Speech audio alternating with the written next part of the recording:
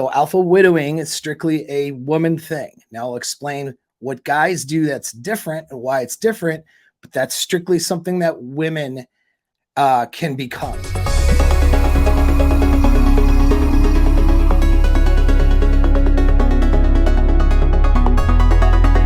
Talk about the concept of alpha widowing. Okay, this is not a male thing. Now, you first have to understand that equality doesn't exist, okay, not in the sexual marketplace, probably not anywhere, all right? And even fairness is suspect, okay? We evolve differently, men and women have. Men and women are fundamentally different in how our minds and brains are wired and for the way that our sexual strategy is. So alpha widowing is strictly a woman thing. Now I'll explain what guys do that's different and why it's different, but that's strictly something that women can become, all right, is an alpha widow. It's not something a man can become, and I'll explain why. So again, the guy was asking about, well, what's a male alpha widow called, right?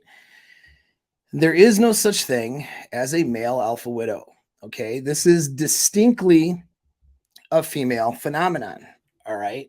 And so to understand this, you have to understand how men and women are distinctly different in their mating strategies and drives. All right.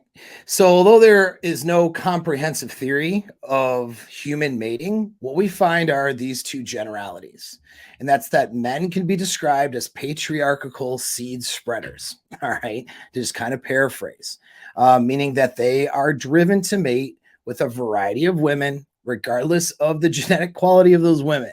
All right. Not saying that, that guys don't care about quality at all, but that's not driving their mating preferences all the time. We see that every guy's had sex with a variety of different women, a variety of different levels of quality, depending on where they're at in life. All right. And while also having when men, so the men are driven for variety, regardless of genetic quality, while also having the need to dominate and provide resources and protection to offspring. All right.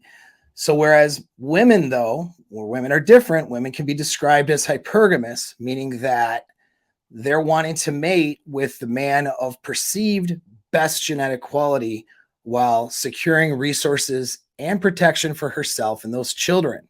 So those are two distinctly different things, right?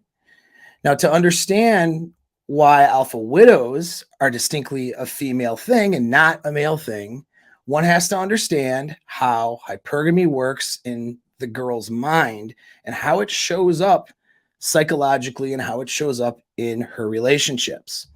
All right. So she essentially sees the guy who is the best that she can do as the only man that she can fully submit her desires to. That man gets all of her. Everyone else, that man might, everyone else after that guy might get some sex and maybe even some desire, but it will always be negotiated and never at her full intensity and submission. So this effectively makes her an alpha widow until a new man replaces the man of her past that she perceived as her best. She may be in a new relationship with guys that she even likes and even desires sexually at times, but she will never have that full desire and submitting to that desire for him. All right. It's that unleashed desire will not be there for a guy that she doesn't see as her best that she's ever been with or ever could be with. And what's worse is that over time, she settles with that guy that she's not fully in desire for, is that she'll grow to resent him for not being the genetic best that she once had. All right.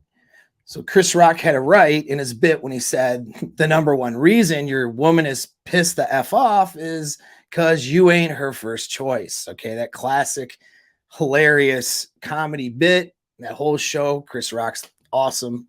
Okay. But it's funny because it's true. All right.